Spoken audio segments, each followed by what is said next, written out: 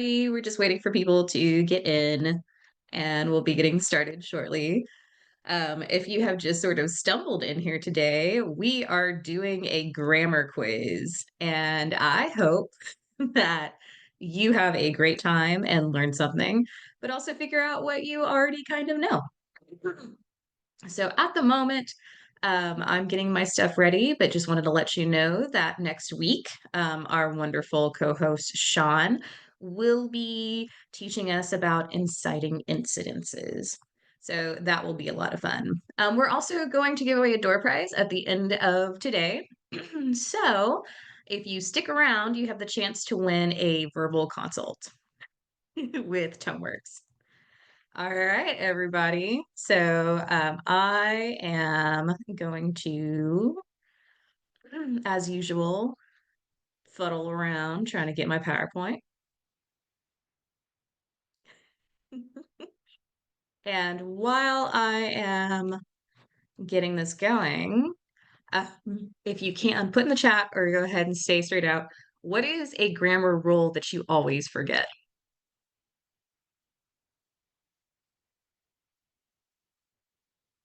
I see Shan thinking like, there's always a grammar rule that trips us up. And I will tell you what mine is. It's very different when you are writing versus going back and editing. Carrie says the IE versus EI thing. Yes, the Latin language rules versus the Germanic language rules. They fight each other for our space.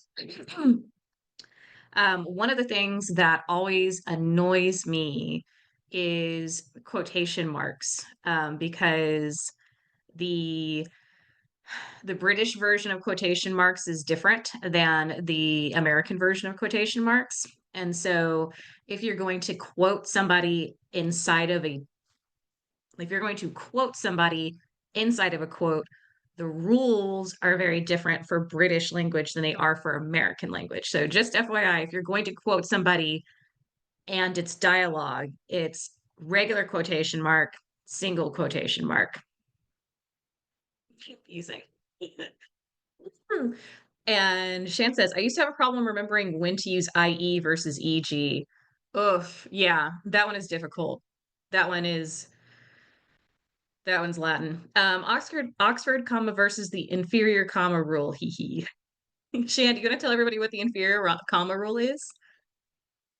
I'll try to think of an example. So the Oxford comma was I was at the party with Richard Dawkins, uh, Miley Cyrus, and the strippers. And the other ones would be I was at the party with the strippers, Miley Cyrus, and it's hard to say out loud. I could type it a lot better than I can speak. But one No, I makes it look definitely like okay. it, the So others are the what strippers, and the others distinguishes. exactly? Yeah. Yeah, so Carrie says she's in Britain, and I would do quote, inside quote, end. To clarify a little bit, because I didn't finish my complaint.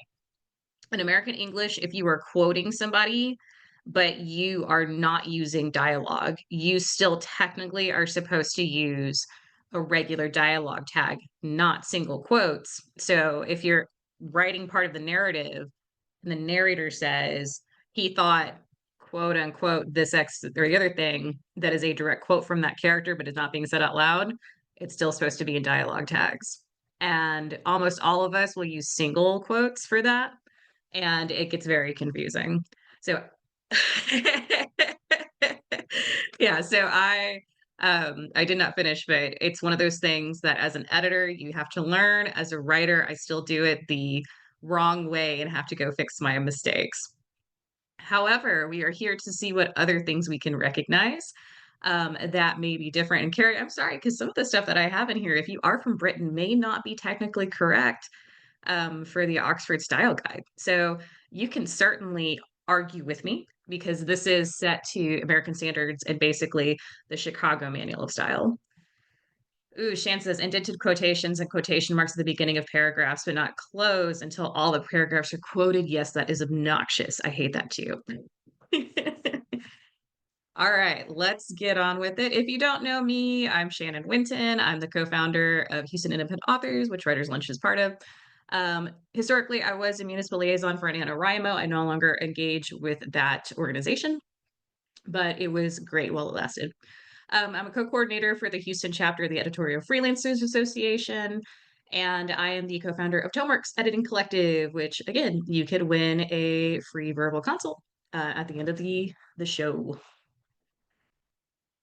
All right, my friends, the quiz begins. So I'm going to read this out loud, and please tell me what you think is wrong with it. After doing check, grabbing last minute coffee, and fighting to get the live stream going on Facebook, we were already starting writer's lunch 10 minutes late. I am so surprised I got that exactly right.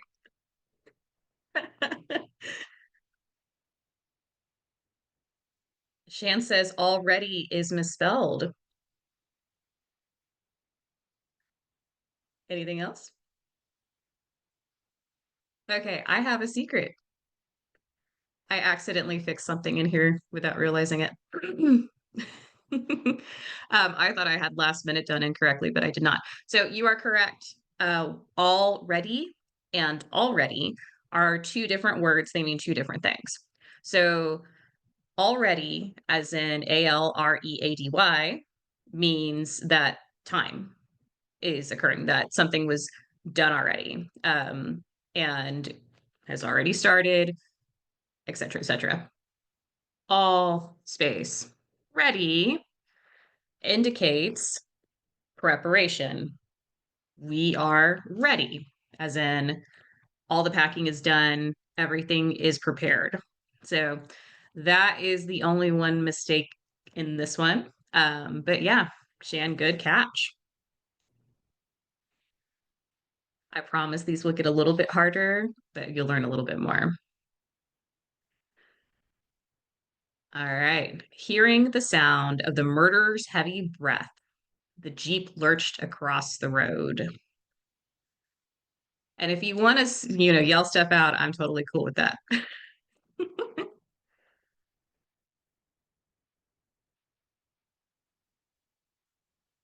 Gonna give you guys a couple of seconds to pop in.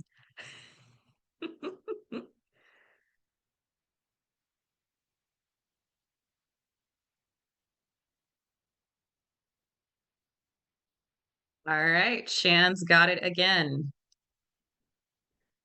Hearing the sound of the murderer's heavy breath, the Jeep lurched across the road. This is called a dangling modifier. And it kind of means that there are two things going on here that don't exactly match up. So, hearing the sound of the murderer's heavy breath, the Jeep lurched across the road. It looks like hearing is modifying what the Jeep is doing, but as everybody's kind of mocked in here in the chat, Jeeps cannot hear. So the beginning of that sentence doesn't actually modify the subject in the second part of the sentence. And so that's kind of a hard thing to wrap your head around, but there's all sorts of examples of that inside of fiction, and just kind of writing anywhere. Herbie and Christine might disagree. I don't think either one of those is a Jeep, though. But you're correct. There could be context clues where the car is sentient. Other examples of this would be like recognizing the clatter in the hall, the water stopped running. Pretty much that's saying the water recognizes a clatter in the hall. And of course, water can't do that. So whoever was running the water can recognize a clatter in the hall, but the water itself would not. So just simple things like that, where whatever is happening at the beginning of the sentence really can't be done by whatever the subject of the sentence is. That would be indication of a dangling modifier. Fun times. But while we go through this, I want you to recognize that these are things that are easy to mistake, but can also get very confusing for people for maybe the same reason. Maybe the car is sentient, but the car wasn't the one that was supposed to understand that there was a murder in the backseat.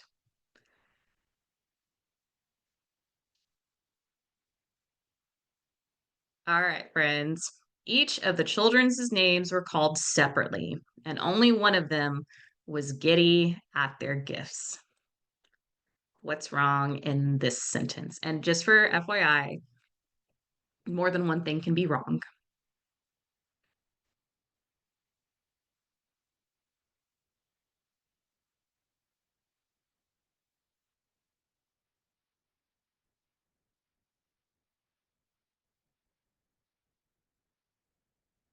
It's giving you guys a couple of seconds. I see two right answers. There's one other that for technical sake, is incorrect.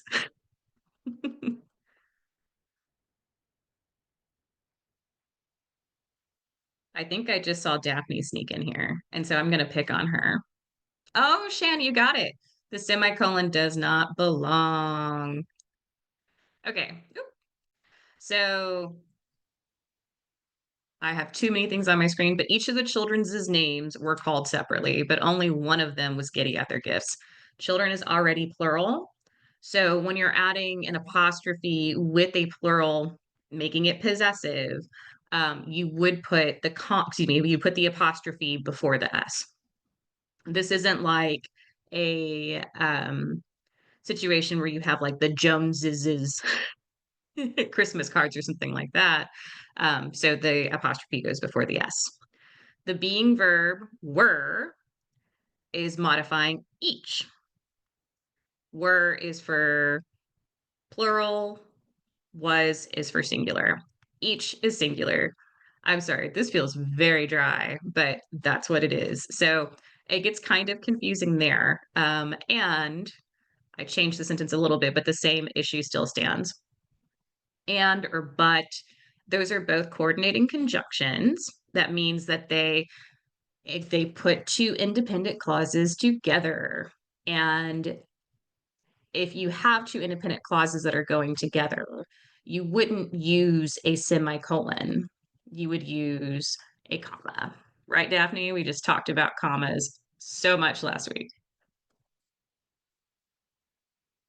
Oh, you're on mute. Yep. We talked a lot about commas, and yep, this is one of those cases where you want a comma. Yeah. Thank you for backing me up here. So as you can see, a lot of little mistakes right in one small spot. All right, I am gonna bug you, Daphne, just because I know you're here. Yeah, Would you like to read the next sentence? for sure. He followed the path, wandering in and out of fragrant fields, watching the bees as they amassed in number, knowing they would soon untie and destroy the city.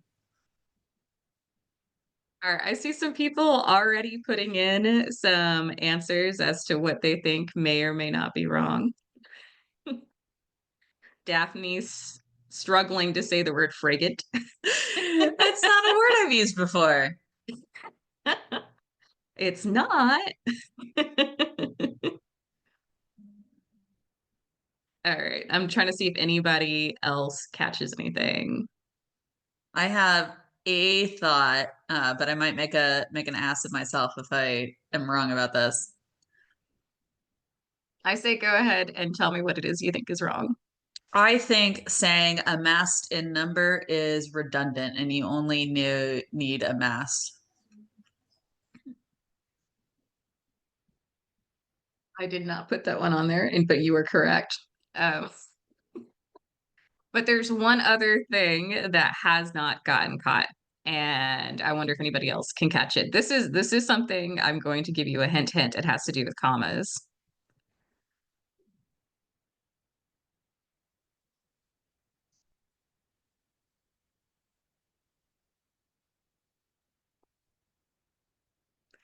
He followed the path, wandering in and out of fragrant fields, watching the bees as they amassed in number, knowing they would soon untie and destroy the city.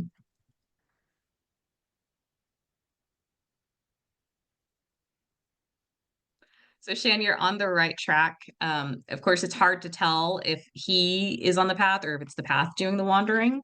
So Mm, that's really confusing. And so what I would have suggested to do, yeah, these are great ways to fix it, would replace the second comma with and. So what I would suggest in this particular case would be to put a comma in there if he is the one that's wandering in and out of fragrant fields. Um, because regardless, two things are happening. It's confusing, but wandering in and out of fragrant fields is a non-essential clause, meaning it does not change the impact of the sentence or the meaning of the sentence. You could remove it and the sentence would mean the same thing. So when you have a non-essential clause, you're supposed to separate it with two commas.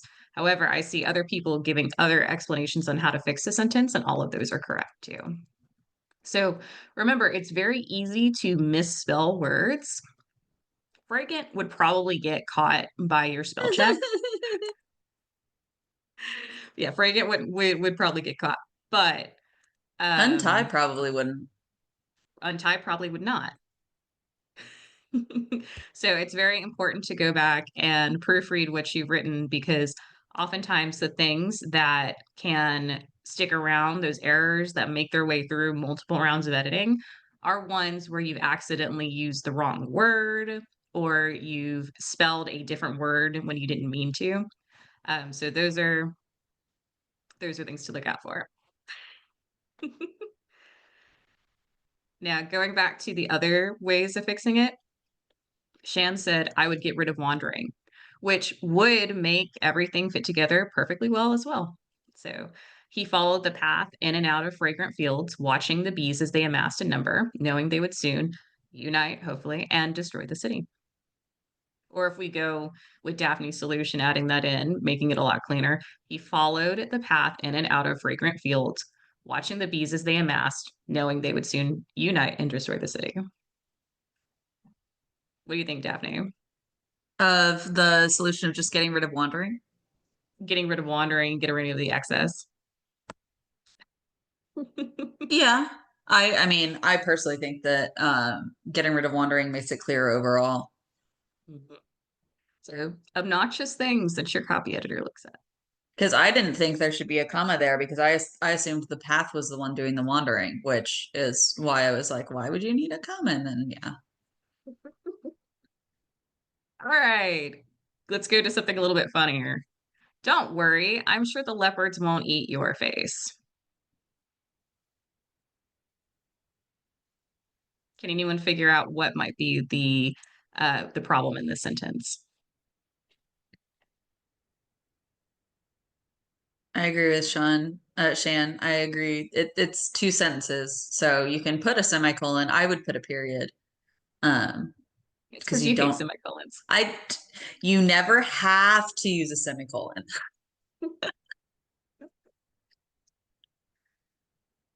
All right, so y'all are correct. These are two separate sentences. When you put two separate sentences together using a comma to connect them, this is called a comma splice. Daphne, I think you went over comma splices pretty in depth um, last week, right? Yep.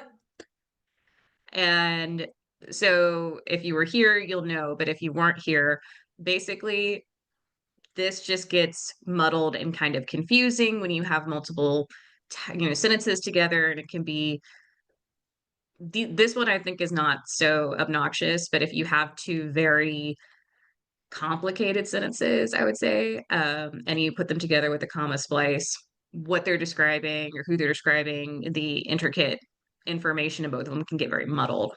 So don't worry is a complete sentence. There is an unspoken subject, which is you. Um, and I'm sure the leopards won't eat your face is also a complete independent clause. So either, again, the dreaded semicolon that Daphne hates so much would be a way to do it because these two sentences are very closely related, or a period to separate them would be useful too.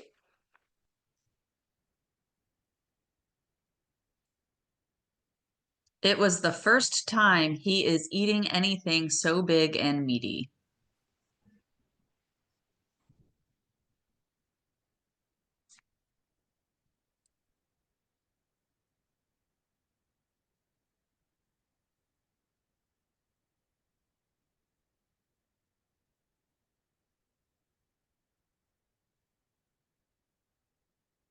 Shan's on top of it. So what this is an issue with your tenses. Oh, Cece, you got your hand raised. Oh, please go ahead and answer, Shan. But I just wanted to know when to use it properly. Um, that's all. Thank you. When to use it properly? Yes, the word. Yeah. So to me, I would not put the it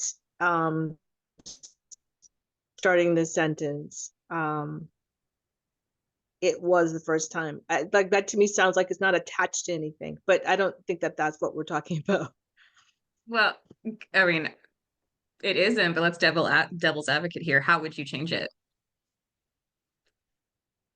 See, let me see. Maybe I would say this was the first time he was eating anything so big and meaty.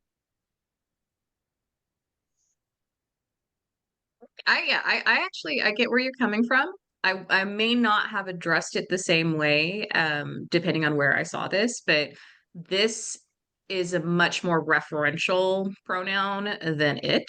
It is more vague. So I could definitely see when using this would be more useful than I do feel like that's splitting hairs, but again, most of copy editing is splitting hairs. I would consider that like a line issue. Daphne, what would you have done? Would you have changed it to this? Um, it really kind of depends, right? So Cece has this idea. She's like, well, it doesn't feel like it's attached to anything, and that's correct. I mean, so it depends on how much you want to distance it from what's happening. So if you're saying like this moment right now is the first time he's eating anything so big, you can use this to bring it closer in. But if it's more vague, right? Like you're not even necessarily um yeah, if it's more vague, you might go for it. Right. So either one of them works, but it's really all down to personal preference. Yeah, I think it's a style situation. But there are instances where you would want to distinguish a situation. So this is more concrete. And it can be something that's, I don't want to say ethereal, but it may not describe an actual event, or it could be something that is either like hypothetical. It can be hypothetical, whereas this usually isn't. So if I said, it would be the first time I ever admitted I was wrong. That's a hypothetical statement. Whereas this is the first time I've ever admitted I was wrong states specific this concrete instance. So definitely agree that there are times where it and this work better in their own lanes. All right. Thank you for bringing that up. I really love that because that's delving into some super nitty gritty that it really does go into style. That's very cool. But yeah, let's go back to the original thing. It was the first time he is eating anything so big in meeting. So this is a tense mismatch. Was is past tense, is eating is present progressive. Daphne, should I go into detail about tenses? Um, Past versus present is pretty is the basics and is honestly the part that people have the most trouble with. It's also the easiest to fix. But if you're talking about things like the perfect past or the past perfect or the subjunctive, let's save that for another time. All right. So you are correct, but just recognize your being verbs should all kind of fit together. Was clearly is in the past, is current, will be is future, had distinguishes the past from the distant past. So there are times where you may be talking about something that happened a long time ago, and a lot of writers will start off, a paragraph about things that happened in the past with, it had XYZ. But if their entire story is written in past tense, that makes a lot of sense to just kind of like, hey, this was not just the past, which is what I'm writing in, but the distant past, not happening currently in the story. And you could potentially use had in every single sentence that describes things that happen in the past in a past tense story, but that will get very overwhelming for a reader. So So a lot of times, I've popped a sentence in the chat, or a couple sentences in the chat, and this is past versus past perfect. So the first sentence is in past. I was 8 when the aliens attacked. The second sentence is in past perfect. They had landed in my backyard. So yes. it's something where I'm in the past, but I want to make sure that the reader knows we're going even further in the past. Yeah. When you do this, it's best to just use had sparingly, even though it technically everything that's happening, when the aliens attack would be the distant past. But again, if you use had every single sentence about what happens, it gets clunky quite quickly. Thank you, Shan. So just be aware of past perfect and progressive. They can be confusing. Daphne kind of pointed that out. So we're not going to go too much into that. But again, make sure your tenses match as best you can.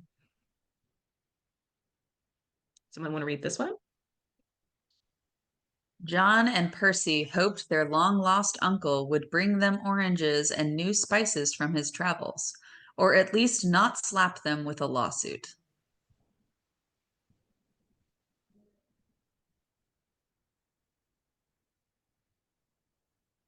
I see a couple of things in the chat already about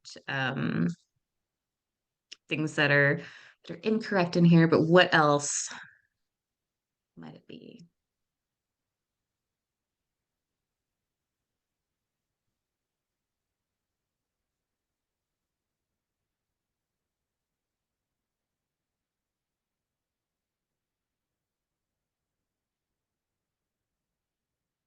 And I disagree with your last one. I don't think it makes sense to have it be slapped.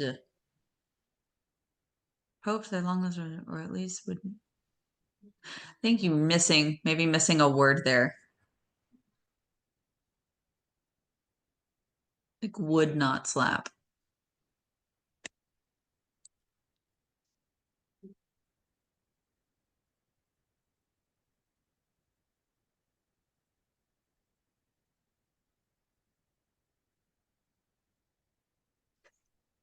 Poor Shan. I think I've confused you. So there's a number of ways to fix this sentence or to say what's wrong with it. So good job. You got long lost is supposed to be hyphenated. Now, long lost, yes, you're right. It can be rewritten numerous ways.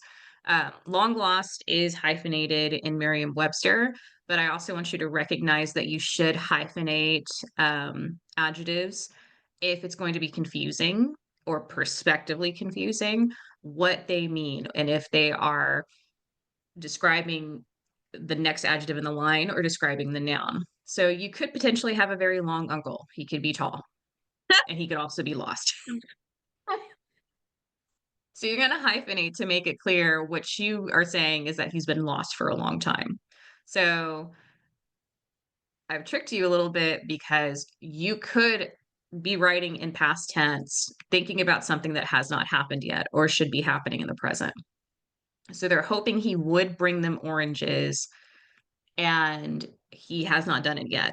So in the past tense, they hoped it could be happen. They hoped it could happen. But as Shan is trying to point out, you could turn everything into present tense, or you could turn everything into past tense. It really just kind of depends on how you want to fix the sentence. So you could have, as she's putting, John and Percy hoped or had hoped their long lost uncle would have brought them. So saying it's already happened, then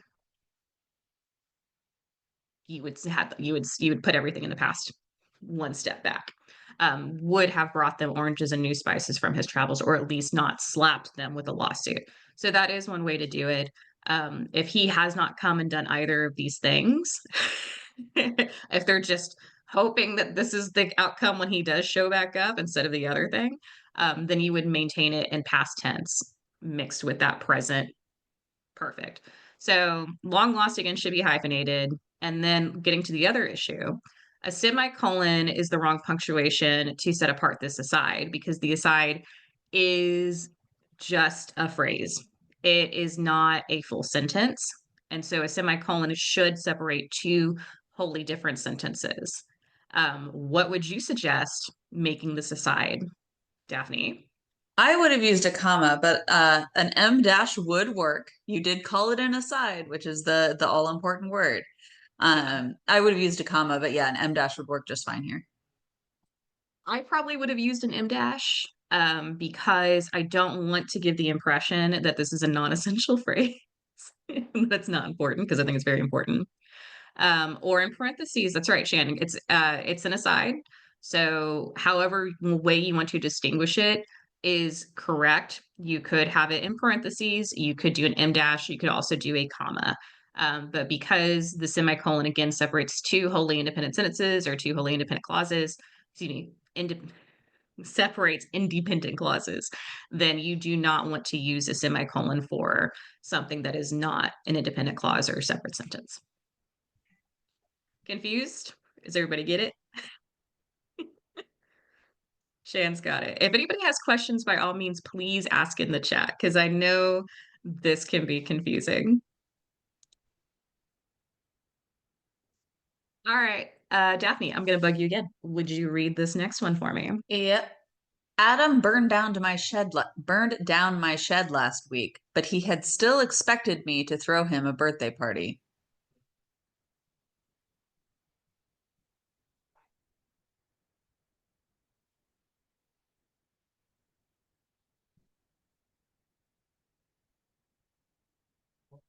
What do you think is wrong with this one?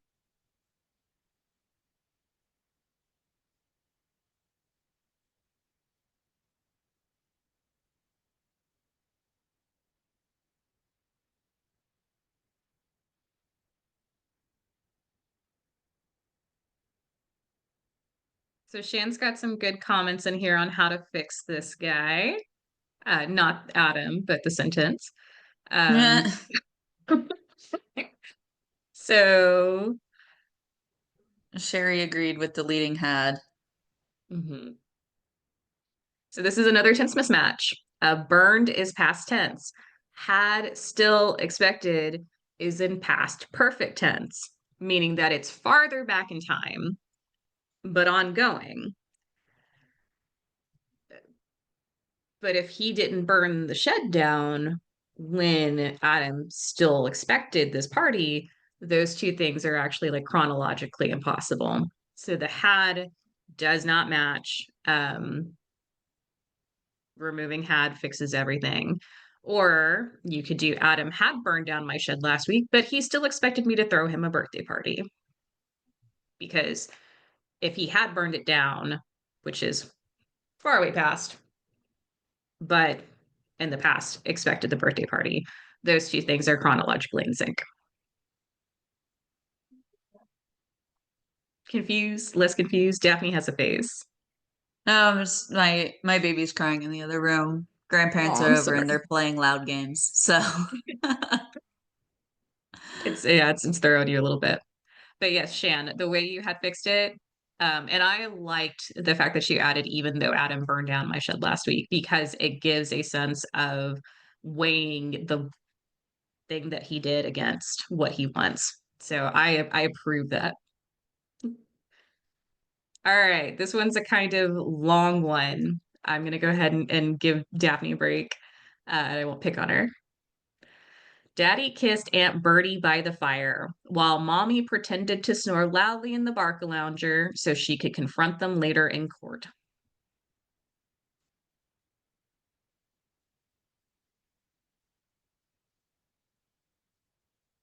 What do y'all think could be wrong about that one?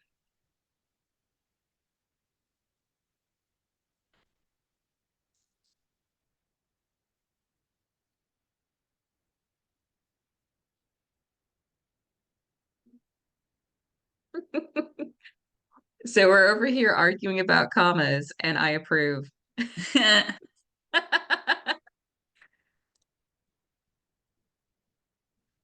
So is a I didn't remove the first Barcalounger. comma, but I think you're right. The first comma should go because all of these things are essential clauses. Um, Mommy, it's important to know that I'm keep saying mommy and it's weird to me now, but it's important to know what the mother is doing because that's absolutely essential to the meaning of this sentence. If she wasn't pretending, then the part about the court wouldn't be there, and it would just be Daddy kissing Aunt Bertie. Barcalounger is a brand name. So when you have a brand in there, Kleenex, excuse me, Xerox, things like that, if they're in their noun form, you should go ahead and capitalize them. So that is one of the reasons why I did put Barcalounger instead of just recliner. So So it would yes, also work with lazy boy, correct. which I think many of us, I was not familiar with Barcalounger, so I think many of us might have recognized lazy boy more, but yeah, same idea. I was going old school with it. I was thinking about something I that mean, was the written. picture is old school, so. Yeah. But yes, mommy is also it is a name in this instance because the narrator is describing not as a mother or describing it as someone's parent. It is clear that they're talking about their own mom, who they refer to as mommy. Now, it is worthwhile when you're talking about like POV characters, right? So in this case, the person refers to their mother as mommy, and so it would be capitalized. If you do something like, but my mommy, that would not be capitalized because the my. Correct. Correct. Thank you for clarifying You're that. not using it as a name. Yes, exactly. So in this instance, mommy is being used as a name and would be a proper noun. Whereas in other instances, if you're distinguishing them as a person who happens to be a mommy or happens to be a daddy or happens to be an aunt, then in those cases, that's a descriptor. And so it's not a proper noun. Very confusing. We're almost done. I think we have one left. This went a bit faster than I thought. Shan says autocorrect is making me spell things wrong. Rid, not ride. Let me go back and get rid of both commas. You got rid right. But autocorrect is a menace, which is another reason why you have to go back and check your work because autocorrect will do some doozies and screw things up. Grammarly will also oftentimes send you the wrong direction, and even Microsoft Word's own grammar and spelling checker can be wrong. Do not blindly accept Microsoft Word's grammar corrections. Do not. We will have an entire quiz of did Microsoft Word get it right with literal changes that I have found in my own writing and others. Should you accept this autocorrect change? I love it. When are we going to do that, Daphne? Next year. Next year, 2025. Something to look forward to. 2025. Okay, last one. Daphne, would you read it for me? Wait, she cried out. There are sharks. In the pool, he interrupted. Yes, I know already. Thank you. What is wrong in this selection?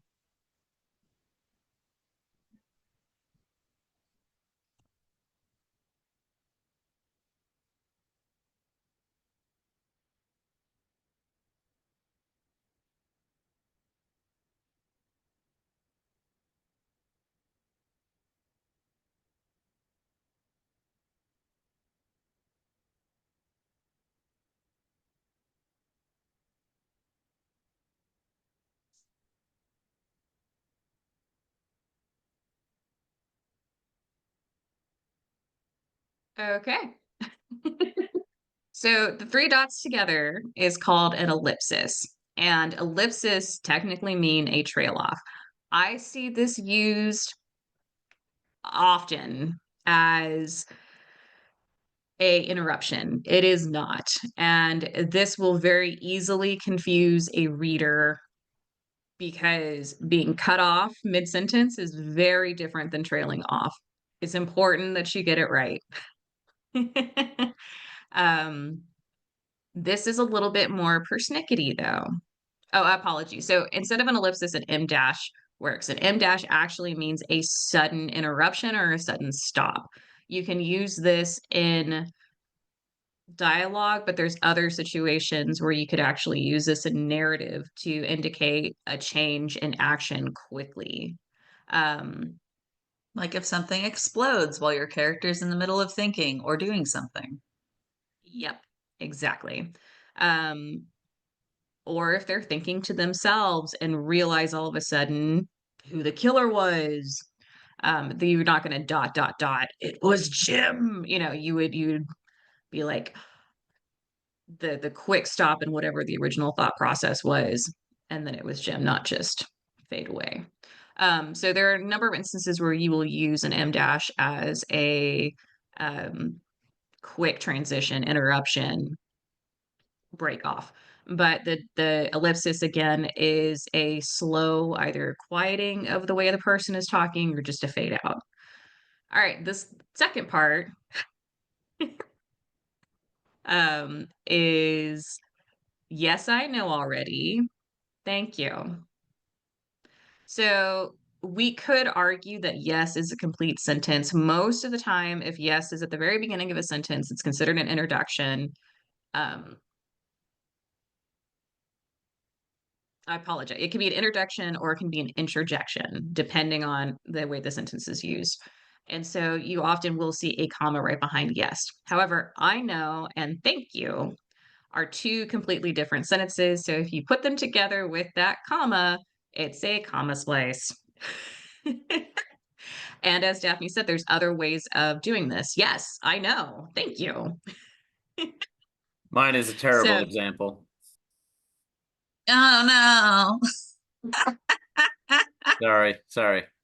I wish Sean had been here the whole time to devil's advocate, make me work for my money. Oh, I saw that Costco trip was so bad. Absolutely.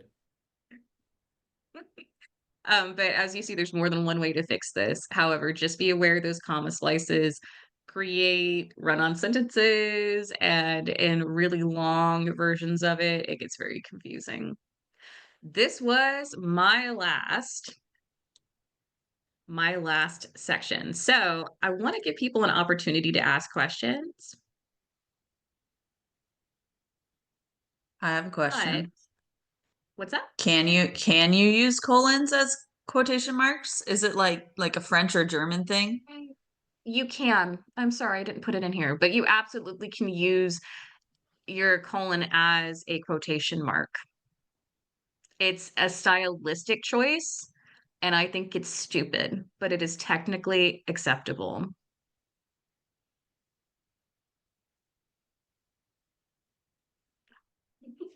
Shan says, I use carrots as quotation marks in French. In Single colon, Animorphs, so. thoughts were done with carrots, or I guess like that, the French quotations. I wonder why she did that. It was a way of distinguishing between spoken word and thought, which was very important to the narrative. Because she needed a shorthand because there was telepathy involved. Right. She needed a shorthand for things that were being thought to each other versus things that were being said to each other. So you've used double colons as quotation introductions, but it would usually just be a single colon. Oh, is it? Yeah. And That's if I less have fun. to, I'll go shoot through CMOS and find you where colons can be used as dialogue introductions. Cece, you do have a question. I do have a question.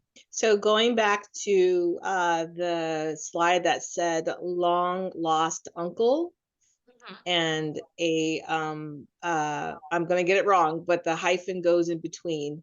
So how I understand that's two words that make a word, and that's why we're doing that. Yeah, it's two adjectives that could either spin off of each other or independently describe the noun. Okay, so I have another example. So if I said the highly intelligent Shannon went home, is that the same? Would I put a hyphen in there, or that just stands by two different words? It's a I hope I'm little bit making sense. different because highly ends in ly and is an adverb.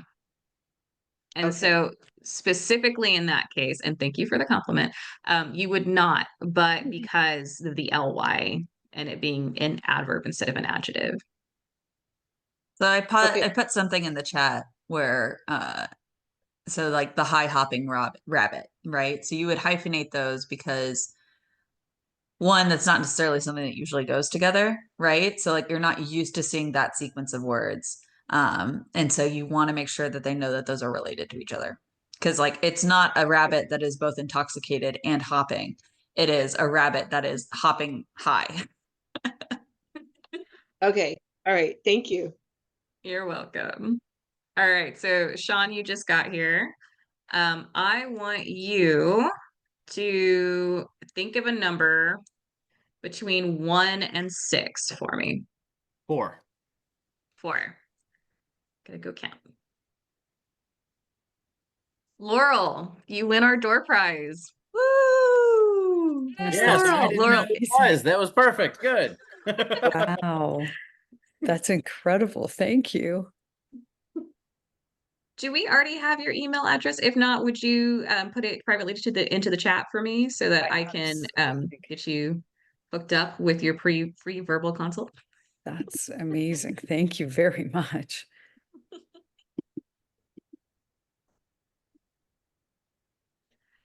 All right. Well, before y'all go, and I know it's a little early, does anybody have any other questions? Cece, I really enjoyed yours.